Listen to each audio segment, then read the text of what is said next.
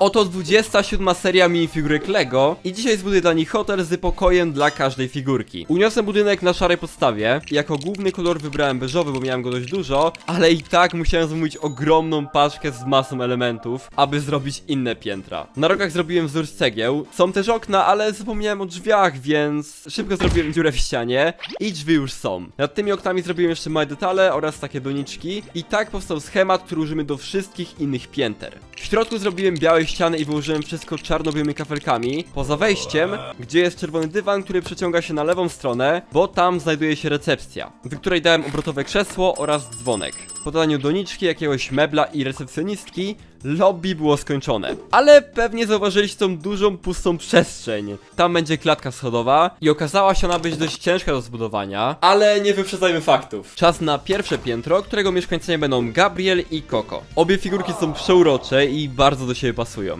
Jedną część pokoju zrobiłem niebieską, z drewnianą podłogą i małym dywanem po środku, aby pasowała do kociarza. A po drugiej stronie zrobiłem różowy dywan w paski oraz lawendowe ściany. Ale dół ścian pozostawiłem biały, aby obie strony się łączyły. W ogóle mogliście się zastanawiać, czemu akurat hotel, a nie jakiś apartament. No, całkiem przytulne to mieszkanko. To jaka cena? Ach, promocyjnie 3500 plus opłaty. To jak? Jest pan zainteresowany?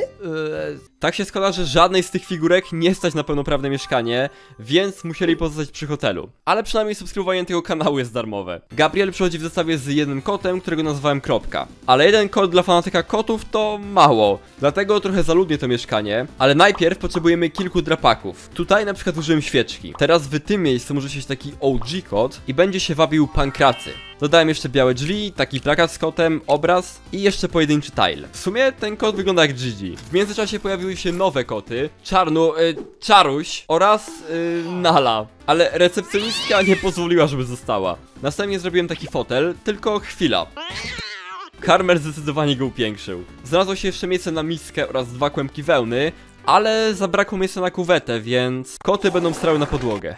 Za to po środku zrobiłem największy drapak, gdzie będzie siedział kokos i dymek. Wyszedł tutaj mały raj na ziemi, ale druga część pokoju będzie równie super. Zrobiłem takie łóżko z szafkami na dole, które mają gałki w kształcie serduszek. No i na różowej pościeli dałem trochę maskotek, tak samo na podłodze i jeszcze jedna znalazła się na szafce. Zakładam, że wszystkie też mają swoje imiona, ale może już to pominiemy. Dodałem tutaj jeszcze kilka małych detali i pokój gotowy. Aby skontrastować ten cukierkowy klimat, na kolejnym piętrze zamieszka Geralt wraz ze swoim szarym wilkiem. Szkoda, że nie białym. Cały jego pokój utrzymany jest w szarej, mrocznej estetyce zamku. Okna wewnątrz będą miały kraty i nawet drzwi to kraty. Nie jest to może zbyt korzystne dla prywatności, ale wygląda fajnie. Podłogę wyłożyłem brązowymi plejtami, gdzie niegdzie są takie deski, aby to trochę urozmaicić. Zrobiłem też czerwony dywan, aby dopełnić kolorystykę Wolfpacka, na której się tutaj wzorowałem. Chyba mamy gości. Do pokoju wprosiła się Jackie, która jest piratką, więc zalałem drugą połowę mieszkania, aby symulowało to ocean. Geraltowi bardzo się to nie spodobało, jednak gdy był powiadomić o tym recepcjonistkę, ta nie miała z tym problemu. No cóż,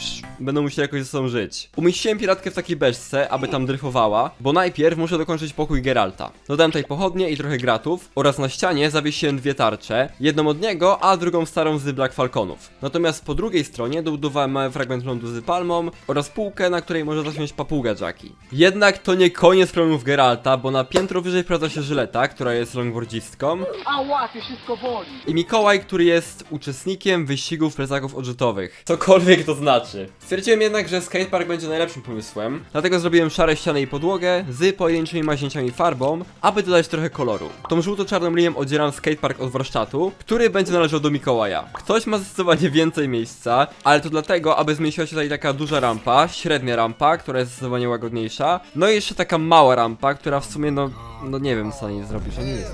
Na ścianie znalazł się jeszcze uchwyt na longboarda, kiedy akurat nie jest w użytku. Po lewej stronie zrobiłem taki blat, który można unieść w górę, tak aby nie wadził. Jest też jakiś urwany przewód i kilka narzędzi. Na ziemi mamy jeszcze pizzę i nie wiem czemu, ale jakoś mi to pasuje. Wyszło to całkiem fajnie. I mam nadzieję, że sąsiadom aż tak bardzo nie przeszkadza hałas z góry. Szybko zbudowałem następne piętro, które jest w totalnym chaosie, bo z jakiegoś powodu te 2 figurki dzielą ten pokój. Oto Bolek i Lolek. Przynajmniej imiona mają podobne. Nie wiedziałem co to zbudować, ale ale finalnie postawiłem na kontrast. Dlatego jedna strona pokoju będzie ciemna, w kolorystyce potwora, a druga biała, aby pasowała do Amorka. Może to jakaś scena walki miłości z potwornością? Nie wiem, ale wracając. Zrobiłem ścianę w tym samym kolorze, a okno zasłoniłem pajęczyną, aby dodać jeszcze trochę klimatu. Druga strona również jest niebieska, ale jaśniejsza. Udekorowałem to też chmurkami, przez co wygląda to znacznie lepiej. A po drugiej stronie dodałem jakieś grzyby, pasujące drzewko, rośliny i kogoś, kto zrobił pajęczynę. Dodałem jeszcze Amorka na takich przeźroczystych klockach, aby unosił się w powietrzu. No i dodając jeszcze jednego towarzysza, pokój jest gotowy. Tylko w sumie drzwi są od strony potwora, przez co Lolek musi wylatywać oknem. Przedostatnie piętro będzie należeć do Ogryska i Ptero. Słyszała pani kiedyś pterodaktyla? No nie. Jeśli myśleliście, że poprzedni pokój był trochę dziwny, to na ten nie miałem całkowicie pomysłu. A i hotel jest już na tyle wysoki, że tło mi się kończy, więc muszę to szybko naprawić. W ogóle co Lego ma z tymi strami zwierząt? Jakby w każdej serii jest jedna taka figurka i ciężko coś do tego zbudować. Najpierw myślałem o jakiejś szafie na stroje furasów, ale to byłoby głupie. Dwa kolory, których jeszcze nie użyłem, to czarny i dark tan, ale ten drugi użyję w następnym pokoju, który chyba jest moim faworytem. Dlatego ściany w tym zrobiłem całe czarne, a podłogę taką oliwkową. No, jest to ciekawe połączenie. Dla pani Pterodaktyl postanowiłem zbudować jakieś gniazdo z jajkiem w środku i żeby nie była tak samotna, dałem jej takiego małego ziutka. Nie pytajcie, jakim cudem w tym samym momencie żyje ten dinozaur i ona. Natomiast dla chomika zrobiłem taką podłogę z, no, tego czegoś, nie wiem jak to się nazywa. Wziąłem też ogórki, które ma i dałem je na podłodze. A przy użyciu takich 4 elementów skonstruowałem naprawdę lichy kołowrotek, który mimo wszystko jakoś tam wygląda. I ogryska można przyczepić po środku. Skoro już idziemy w stronę takiej niby klatki, dobudowałem też poidełko, w którym użyłem rewolwera. W sumie finalnie ten pokój wyszedł lepiej niż się spodziewałem. Jednak zostało coś jeszcze. Klatka schodowa. Ogólnie to nie zapowiadało się aż tak źle. Ale no... Nie!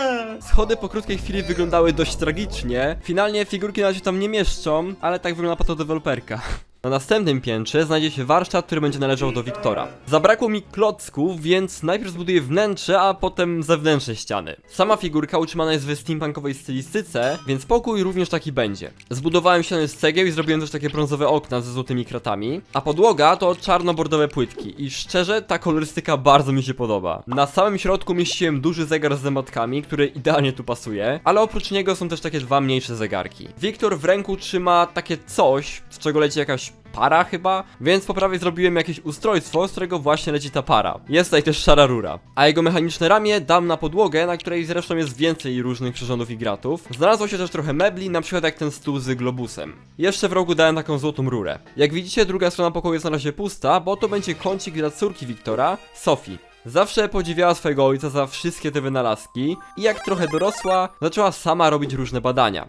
Mam na taki teleskop, dlatego jej część będzie w klimacie kosmicznym. Użyłem płytek z poprzedniej serii jako ozdobę na ścianie, dodałem jeszcze więcej gwiazd, statek UFO i rakietę. A na końcu taki mały dywanik. Pokój gotowy. A, no tak, ściany. Na szczęście paczki z klockami już dotarły, więc szybko dobudowałem ścianę i teraz pokój serio jest gotowy. Pozostał tylko i wyłącznie dach, na którego szczycie umieściłem czerwony napis hotel, aby podkreślić, co to za budynek. I finalnie wyszło to naprawdę potężnie.